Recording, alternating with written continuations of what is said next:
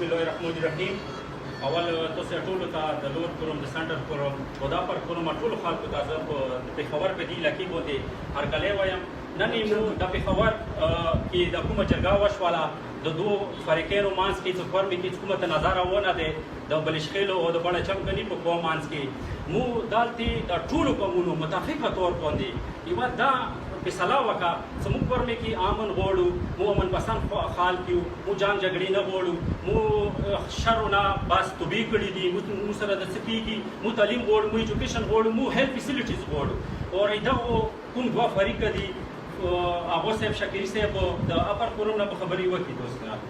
اعوذ بالله من الشیطان الرجیم بسم الله الرحمن الرحیم. الحمد لله رب العالمين وصلى الله على محمد وآله الطيبين الطاهرين المعصومين وأصحابه المنتجبين ما بعد.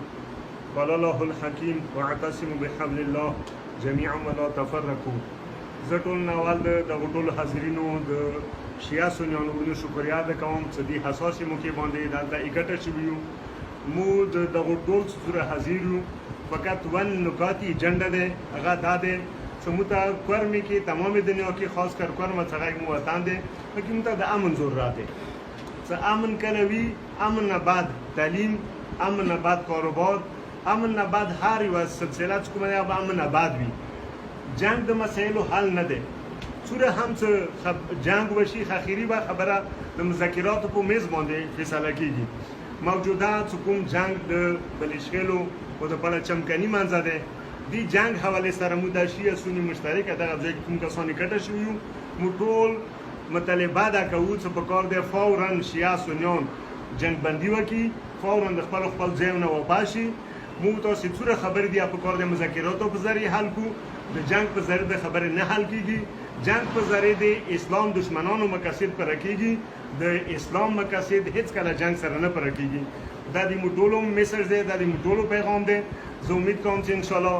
د موغه ځای کې کوم حکومت ولا کسان دي برګیډیر صاحب دی ډي سي صاحب دی ډي پی او دی هغه به هم امود اواز تعالی بیک وي هغه به هم برپور تعاون وکي جنگ بندي به په کار د فورا کوشش وکړي څالته لګوشي مو ټول دغه ځای کې مو څمکني کوم نه هم موجودي مو شیا سنیان ټول موجودو مو تاسو ټول کټه د امن اواز دی کنه دی بالکل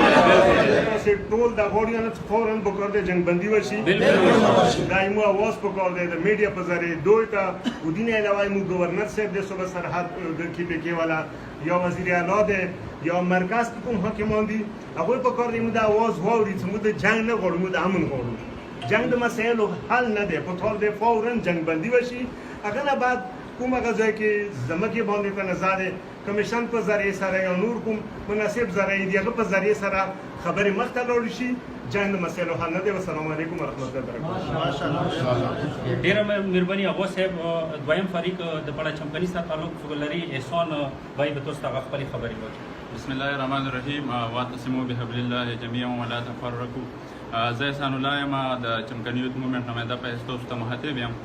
دلته زموږ نن د چمکني یوت او د اپر فورم مشترکه یو غټ اجلاس وشو او دې کې موږ په دې باندې بحث وکړو چې دلته امن دپاره موږ ته څه کردار ادا کول دي. موږ د دې ځوانانو مشترکات هغه د